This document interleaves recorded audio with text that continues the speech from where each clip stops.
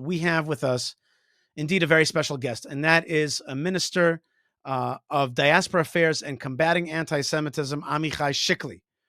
He's an Israeli politician, but if you know him, he's not exactly a politician. He's a former combat officer. That's what he looks like in the IDF.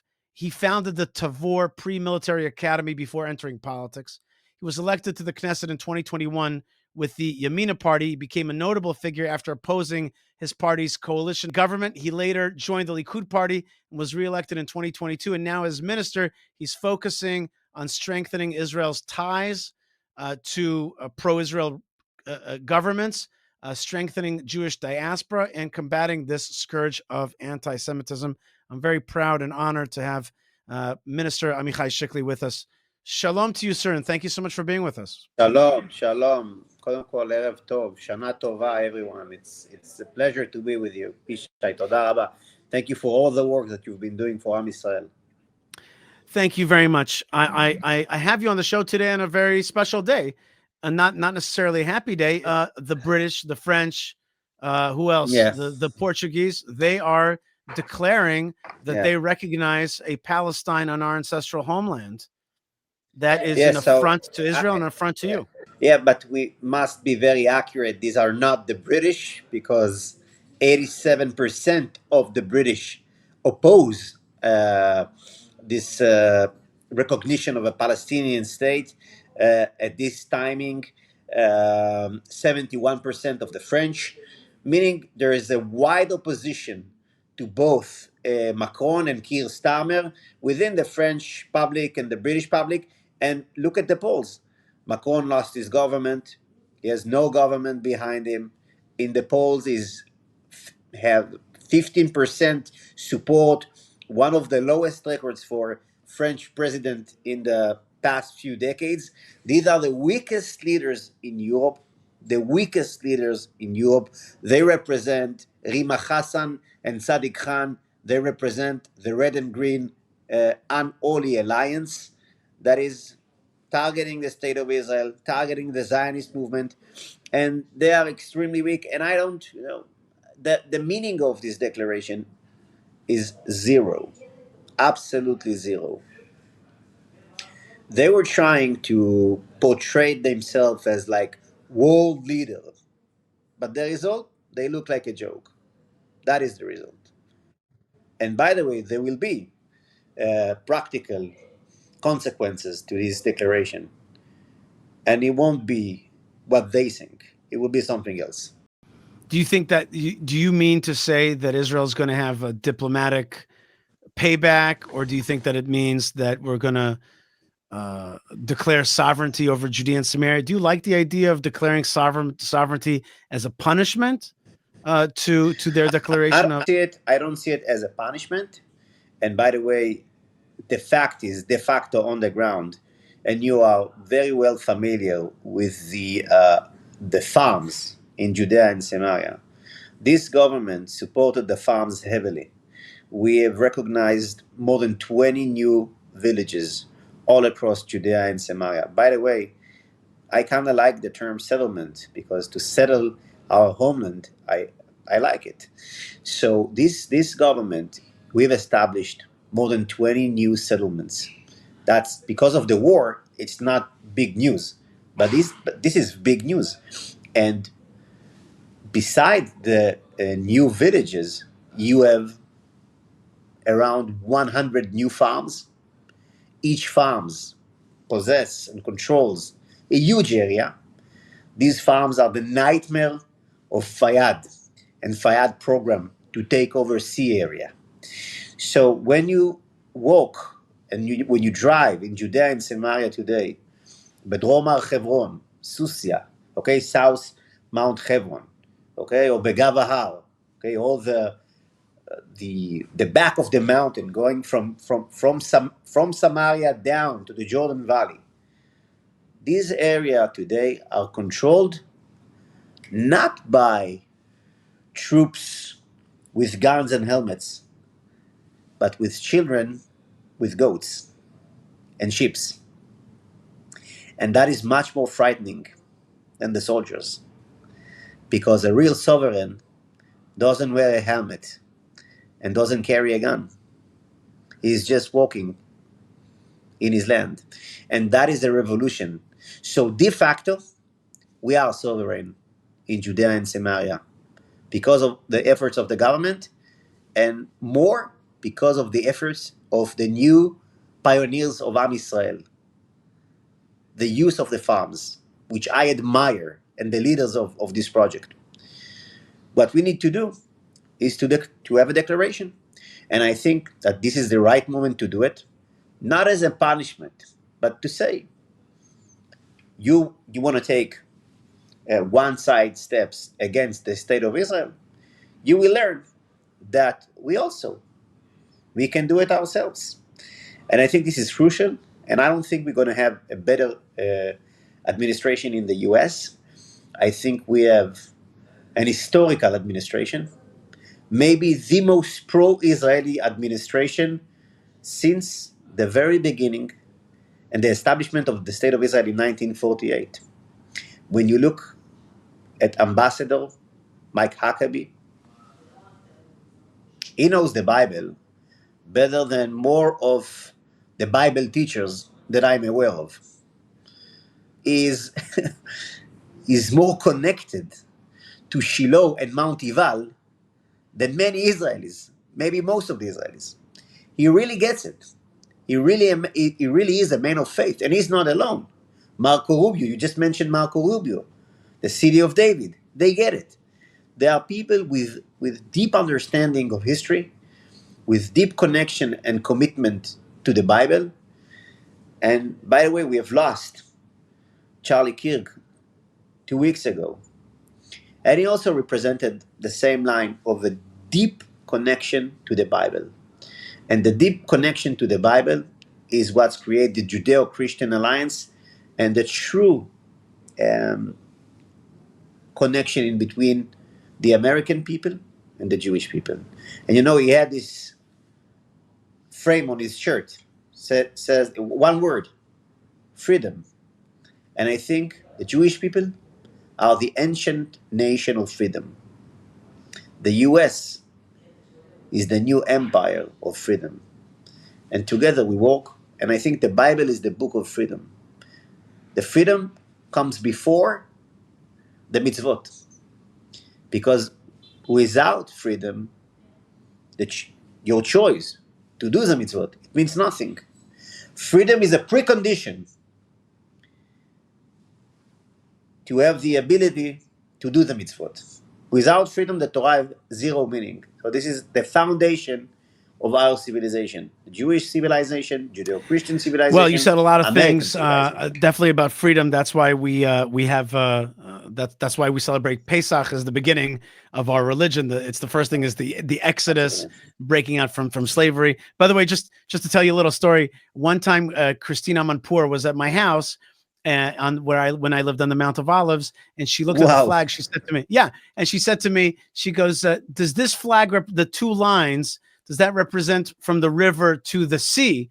And Israel controls all that land?" I said, "Maybe," but what I think of it when I look at the flag, I see actually the two lines representing the splitting of the Red Sea and the Jewish people moving from slavery to freedom. And that's what the flag represents. And she was, she was just like, yeah. But by the way, the man who invented our flag was Herzl's deputy, David Wolfson.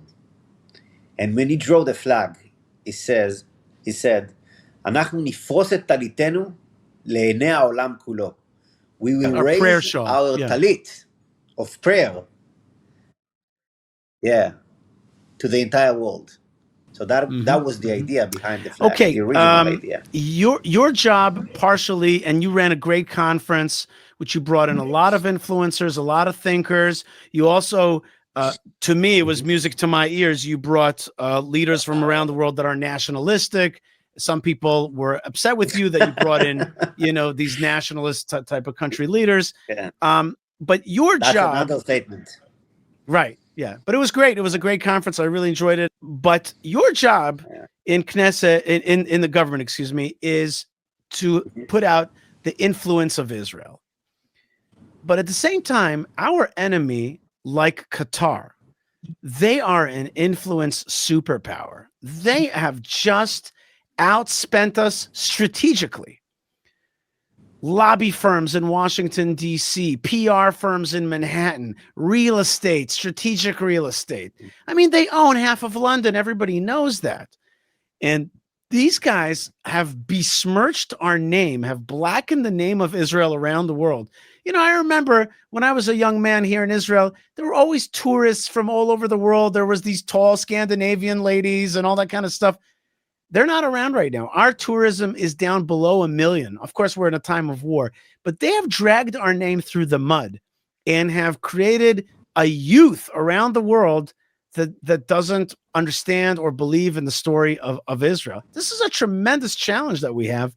And that's a challenge also for the next generation of Americans as well. Many on campus, and Charlie Kirk revealed this as well, have bought into the talk about AIPAC controlling America. Nobody talks about Qatar controlling America, right? But AIPAC controls America, and all these other conspiracy theories against Israel. Israel's killing babies. Now we killed Charlie Kirk. Even Ambassador Huckabee had to say, yeah, Israel did not kill Charlie Kirk. Like that's the craziness around the world. So how do you fight that? How do you fight the influence superpower of Qatar? So just one word before Qatar. Charlie Kirk was the first individual that I invited to the conference. I had the privilege to meet his pastor, Rob McCoy, here in Israel. And through Rob McCoy, I sent an invitation for both Rob and Charlie. And on September 5, Rob sent me a text message. He's one of the co-founders of Turning Point USA. And he's saying that Charlie is positive. They were together, as far as I recall, in South Korea. It says Charlie is positive about attending the conference. And then a few days later, he was murdered in the most brutal way. I think it is a huge loss for both the U.S. and Israel supporters, because we're now in the middle of a very serious fight with people who previously had positive opinion regarding Israel. I recall Candace Owens attending the establishment of the embassy, the American embassy in Jerusalem, celebrating the embassy in Jerusalem. I recall Tucker Carlson speaking against radical Islam, loudly against radical Islam. And all of a sudden, you see that Tucker thinks that Hamas is a political organization and not a terror organization. All of a sudden, he became one of the main platforms for Holocaust denials, such as Daryl Cooper. All of a sudden, he's not afraid of Sharia law. All of a sudden, he's the PR promoter for the entire axis of evil. Iran, another dictatorship. Something very bad is happening with Tucker Carlson and with Candace Owens, who lost their mind. That's a whole different story. And But where do you think that comes from? I want to hear where do you think that comes from? Have they been bought? No, I Have don't they think dropped it's. off I their don't think it's. medicine? Did they have a bad Jewish agent? What's the deal? So I think it's twofold. First, Israel today is like the war is like a very hot issue. So if you want to have click bites, speak about the war. If you want to have more click bites, yes, because the mechanism of the numbers, in terms of the numbers of Palestinian supporters all across the globe. If you want to have more numbers, so go against Israel.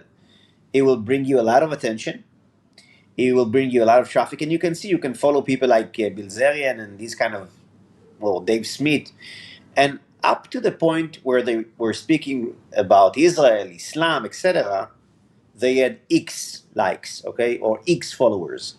From the moment they took Israel as a project to bash Israel, to demonize Israel, and you can see that tweets that are about Israel will be 50,000 likes.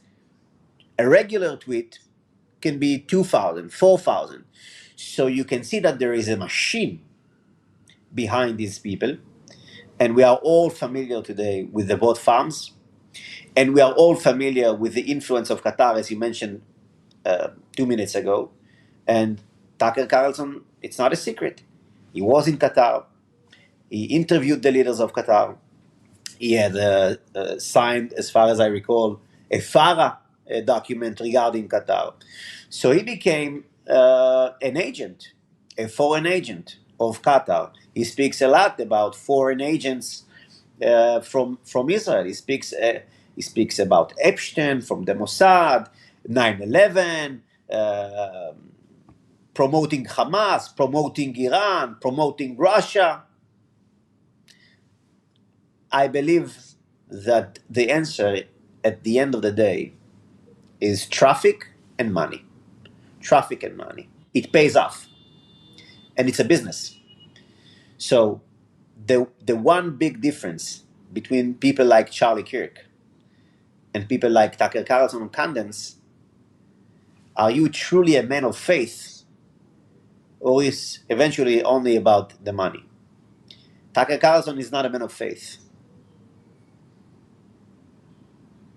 Candace Owens, she can have the biggest cross behind her back, but she's not a woman. I don't think she believes in anything.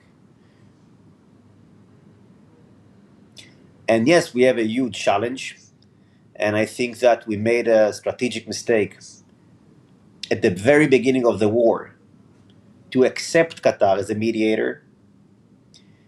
During the Mondial, I wrote, and I had no idea that we're going to have a war and Qatar will be involved, and I had no idea. I wrote during the Mondial because I saw Israelis that are going there and being attacked. And I said, what are you doing in Qatar? Qatar is an enemy state. It's an enemy state because it's like the capital of the Muslim Brotherhood. Qatar is the world capital of the Muslim Brotherhood. If you want to fight the Muslim Brotherhood, and I think it's Senator Ted Cruz who want to legislate to ban the Muslim Brotherhood in America. If you want to ban the Muslim Brotherhood, how can Qatar be your ally? Qatar is the capital of the Muslim Brotherhood. They hosted Sheikh Yusuf al-Qaradawi. He is the prominent philosopher and religious figure of the Muslim Brotherhood in the past 50 years. He passed away 4 years ago. He was the one to authorize suicide attack against Israeli women and children, saying it's okay to kill Israeli women and children because the women are going to the army, the children will become soldiers, and therefore you can murder innocent Jewish women and children. Is very, very important. Al Jazeera, with all its platforms, especially AG Plus for the younger generation, this is the main jihadist PR platform worldwide. France, Spain, the US, Latin America. Every single video coming from Al Qassam, yeah, the military wing of Hamas, they have it first.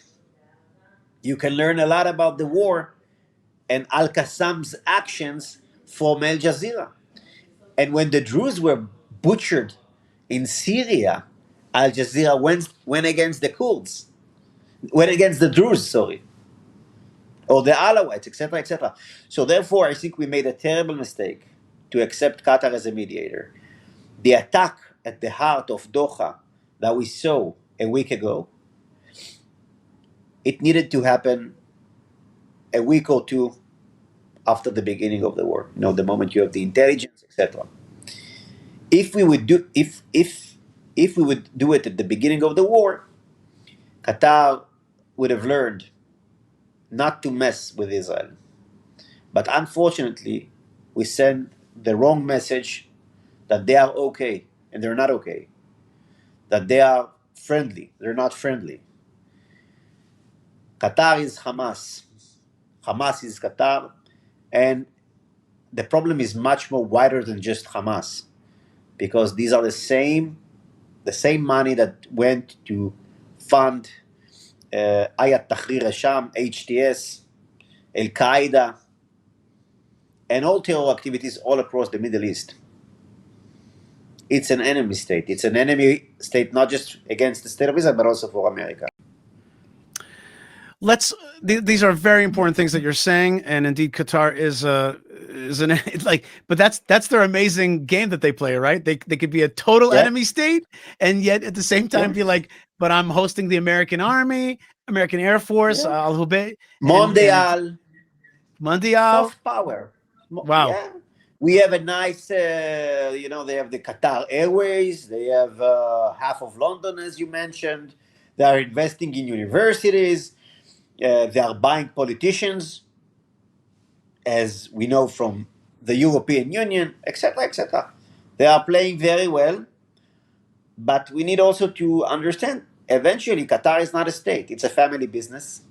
It's a family business, criminal family business, terrorist family business, and they need to be destroyed. They need to be destroyed.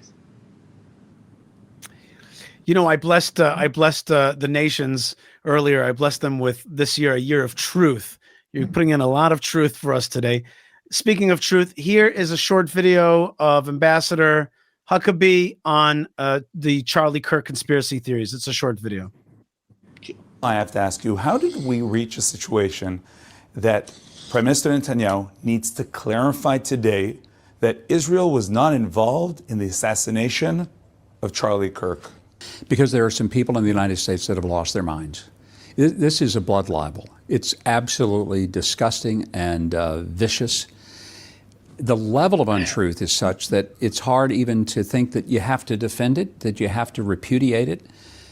But there are people who will believe the most outrageous lies. And I guess we should learn from history that this is not something new, but it is new in the U.S. It's something that we're not used to seeing, is these extraordinary untruths being said about Israel as if Israel is to blame for anything in the world. I'm wondering what's next. Did they kidnap the Lindbergh baby in the 20s? Did they bring down the Hindenburg in the 30s? I mean, where does this stop?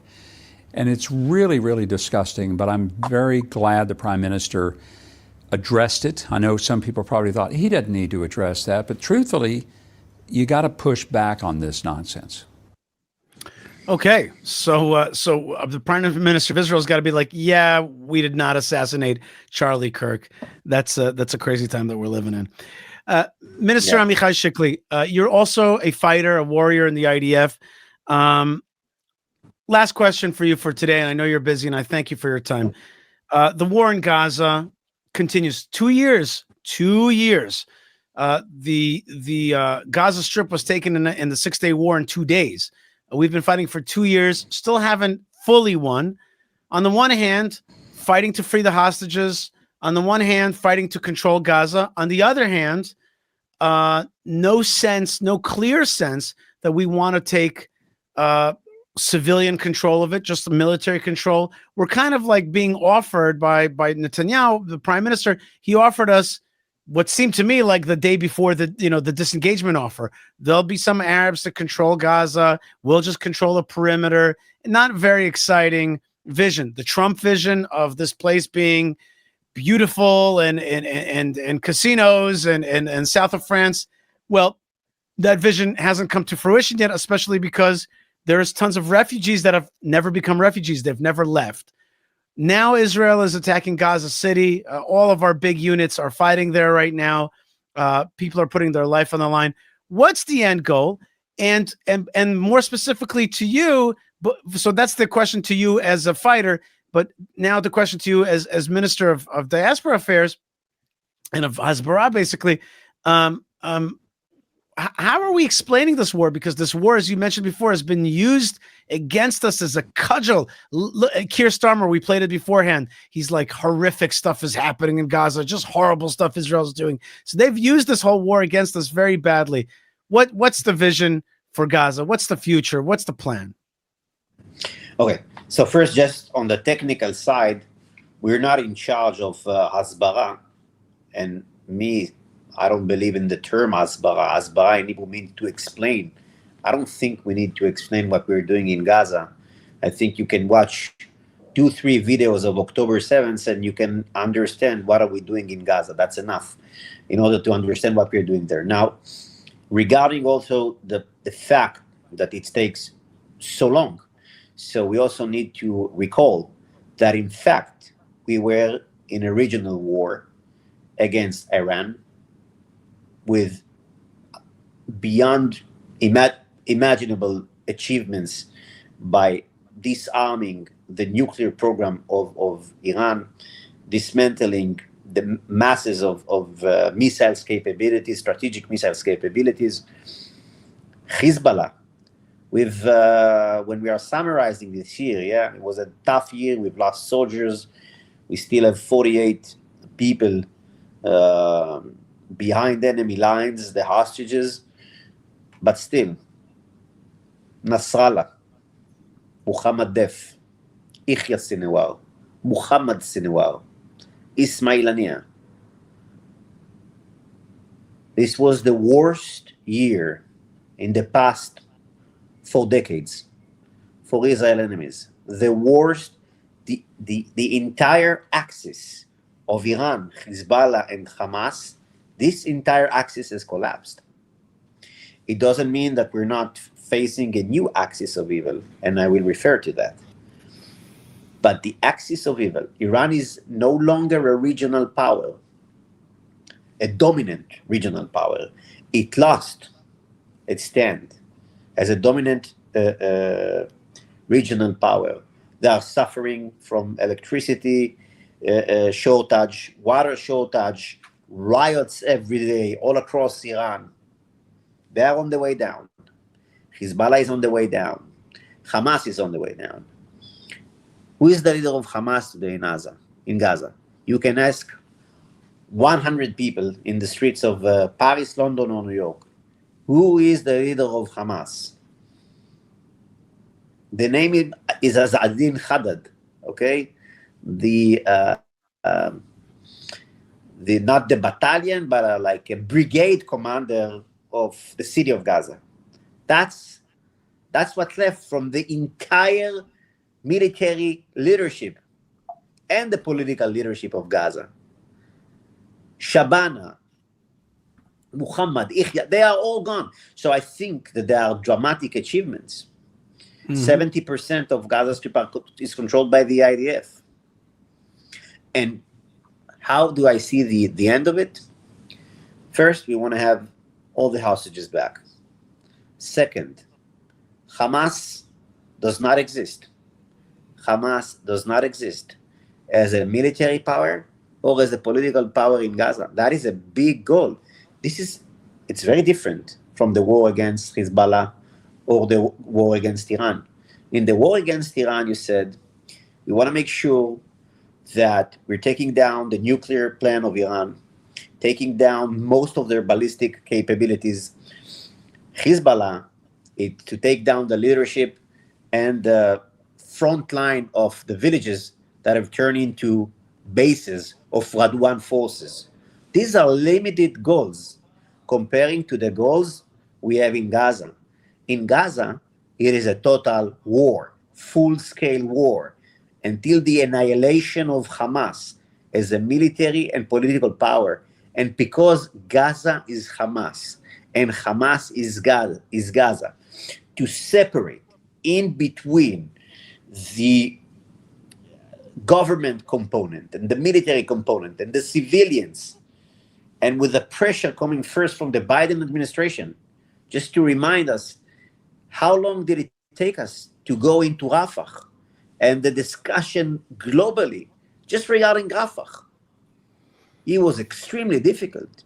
And we had embargo de facto. When Biden said don't in his speech, it was like don't for Hamas or Hezbollah, whatever. In fact, the only don't was don't to us, to Israel. And we had a de facto embargo. And you had Sullivan a month ago saying our goal was to make sure that Netanyahu will remain weak. and it will not be strengthened politically by the war. It is amazing. They didn't care about defeating Hamas. Not at all. They care about defeating Netanyahu. So we had a very difficult conditions. Now, the end of the war, Hamas does not exist as a military power, political power in Gaza. We have Hamas in Turkey. We have Hamas in Qatar. That's a whole different issue. The mission is Gaza, and we need to reshape the borders so that we can defend our villages. So in order to protect Nativ HaAsara or Kibbutz Erez, we cannot go back to a fence that you can just throw a stone from Gaza to Nativ HaAsara. It's not going to work.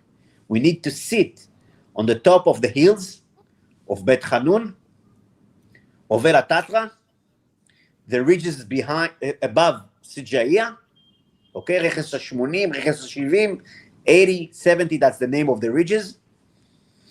And we need to be in a situation just like in Judea and Samaria, in which we can take a jeep and go and arrest whoever we need to arrest in the middle of Gaza and in the middle of what's left from Khan Yunis.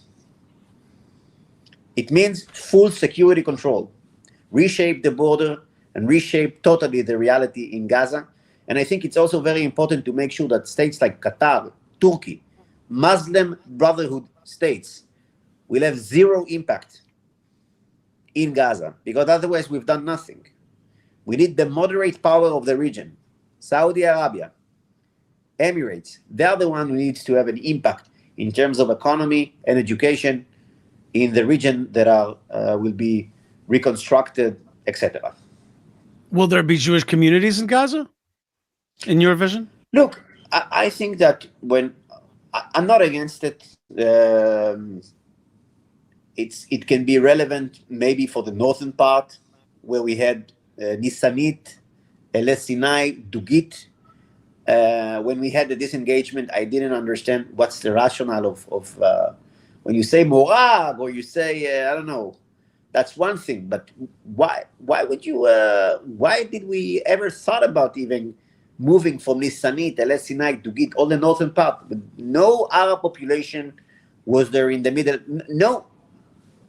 It wasn't even an Arab territory before 1948. It was part of Israel. So I really didn't get it.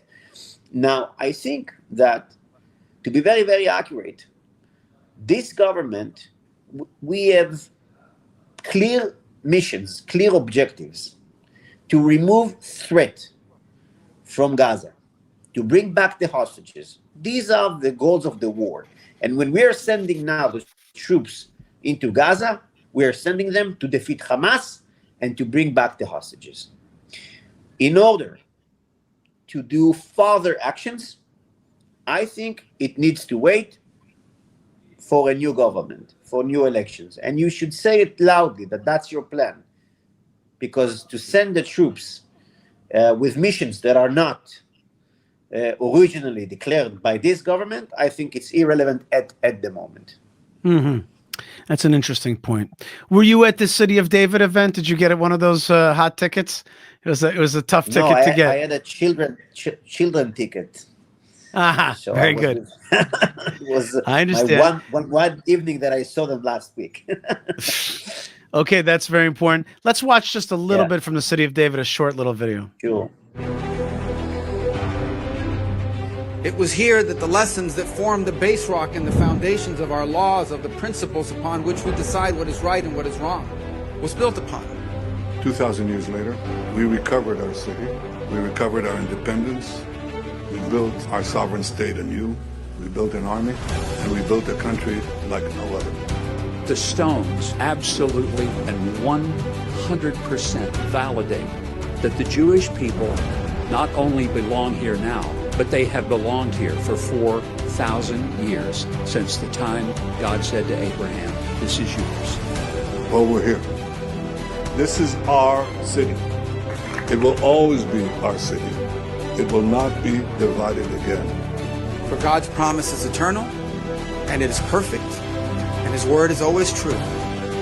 and I'm honored to be a part of this fulfillment here with you tonight. I welcome today Secretary of State Marco Rubio, who understands that this is the foundation of our common Judeo-Christian heritage. It is being challenged. Tonight, the rest of the world comes to say, welcome home. And may no one ever, ever attempt to take your home from you. Am Yisrael Chai, and Jerusalem lives in our hearts. Thank you. Okay, Amichai Chikli, I wanted to show you that, Minister Chikli, I wanted to show you that little video. Beautiful. Yeah, and I think maybe in some ways it was the most important thing that happened last week. You know, it was like, wow, the Secretary of State of the United States came to recognize 100%. 100%. Let me give you a chance. Let me give you a chance to really close out and also give us a Rosh Hashanah blessing for Israel and for the world. Wow, Rosh Hashanah blessing. So first, just to say that I truly admire Rubio. I had the privilege also to meet both Rubio and Huckabee. These are both men of faith and deep understanding of history, serious leaders. And unfortunately, you know, it's when you look around and you see Keir Starmer and Macron, we don't have that much people who really are connected and understand history and fake history of the so-called Palestinian people. And you're a man of faith, and you're a man who have a very deep understanding of history, especially the history of Judea and Samaria. And people tend to forget that even the term Palestine was created only because of us, the Jews. It was created by Adrian Caesars, and if people are following you, I'm sure you've mentioned this fact many times. Adrian Caesar, at the end of the Bar Kokhba rebellion, says, we're going to curse the Jews, and we're going to change the name of the province from province Judea to province Syria Palestina upon the worst enemies we had during the Bible, the Philistines, who were from Greek origin, living on the shore in the region of today Gaza, Ashdod, Ashkelon. All these cities are mentioned in the Bible. And luckily, after more than 2,000 years of exile, we came back to our homeland, and we're never going to abandon our homeland once again. And when I look today at the Jewish people all across, and I see all the hate aiming at Jews, in young Jews in universities, religious Jews in the streets, it is really a challenging period. And I think the one deep answer to anti-Semitism is Jewish education. We cannot win this war if we move away from our identity. We need to push forward, to learn more, to have a better understanding of history, to have a better understanding of Jewish philosophy, of Jewish theology, to have strong Jewish families, strong Jewish communities, to make an effort to make sure our kids go to Jewish schools, if not Jewish school, at least Sunday, if not Sunday, at least the youth movement. Do everything you can in order to make sure that your child knows the Bible, that your child knows our history, because that is the only answer, deep and true answer, to combat anti-Semitism. And I think it's true both for Jews and non-Jews, because take a look at Marco Rubio. He's not Jewish. Mike Huckabee is not Jewish, but he knows the Bible and the history better than many Jews, like Bernie Sanders, for instance. So, or Mr. Schumer, or all of these confused Jews who are, you know, they have lost it. They've lost their identity. That's what we need. Strong Jewish identity.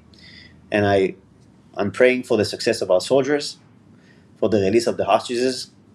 I think that if we win, and we are going to win in Gaza, it will be a great victory, not just for Israel, but for the entire Western civilization. Because on October 7, what created this outbreak of anti-Semitism was the hope that our enemies got that they can defeat and, take back the history and destroy the state of Israel. That's the story of October 7. They were ecstatic and wow, we can wipe out a Jewish village. We can wipe out Be'eri and Niroz.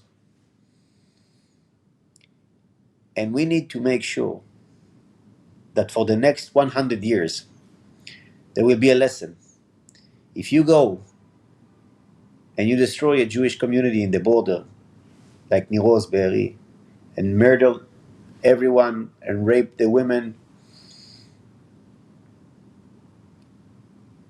you take a look at Gaza and Bet Hanun now and think, was it worth it?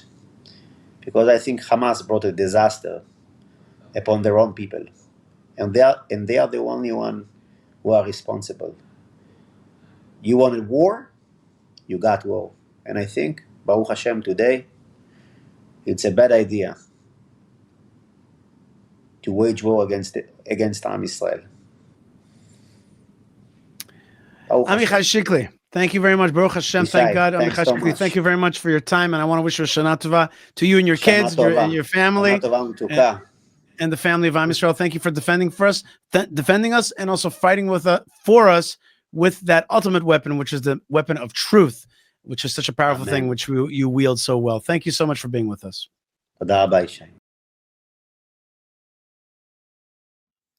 Minister Amichai Chikli is an Israeli politician. He is the Minister of Diaspora Affairs and Combating Anti-Semitism, and you see why he is in his position. All right. That was so special. That was a Rosh Hashanah treat. I tell you, that was a Rosh Hashanah treat. Really, that was. And I felt the blessings there. And I want to remind you that we're sending you blessings. Our war is a war of truth. It's a war to help the world get rid of lies, of oppression, of slavery. I think these were all the points that Amichai Chikli talked about.